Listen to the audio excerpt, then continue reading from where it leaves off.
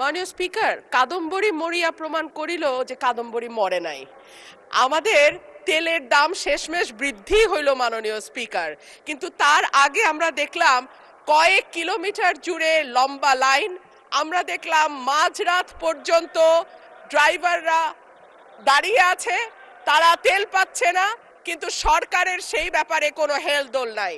আশ্চর্য হয়ে লক্ষ্য করলাম মাননীয় স্পিকার, মন্ত্রীরা যখন সংসদে বক্তব্য দেন তখন তারা অবলীলায় বলেন বাংলাদেশে জ্বালানির কোনো ঘাটতি নাই, কিন্তু মাননীয় স্পিকার যখন তেল নিতে যায় তখন দেখা যায় 3 কিলোমিটার লম্বা লাইন।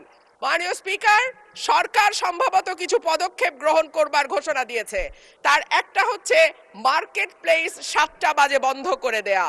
চমৎকার সিদ্ধান্ত মাননীয় স্পিকার, তবে মনে রাখতে হবে কেনা কাটা বা শপিং যেটুকু হয় সেটুকু সন্ধ্যার পরেই হয়, তার আগে হয় না। 2 হইল অফিস আদালতের সময় বলে পরিবর্তন করবে। 5 দিনের জায়গায় 4 দিন বা 3 দিন তারা কর্মঘণ্টা ঠিক করবে। কিন্তু প্রশ্নটা হচ্ছে যদি জ্বালানির কোনো সংকটই না থাকে তাহলে এত লম্বা লাইনই বা কেন, দামই বা বাড়াইতে হয় কেন, অফিস কর্মসূচি সময় পরিবর্তন করতে হয় কেন? এই প্রশ্নগুলো তো ওঠে মাননীয় স্পিকার।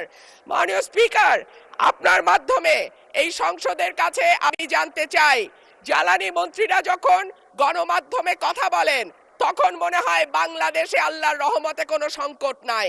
ওনারা যদি পরিষ্কার করে বলেন বাংলাদেশে বর্তমানে কত দিনের অকটেন ডিজেলের মজুদ আছে, কতদিন চলতে পারবে, পাম্পগুলো কেন পর্যাপ্ত পরিমাণ তেল পায় না,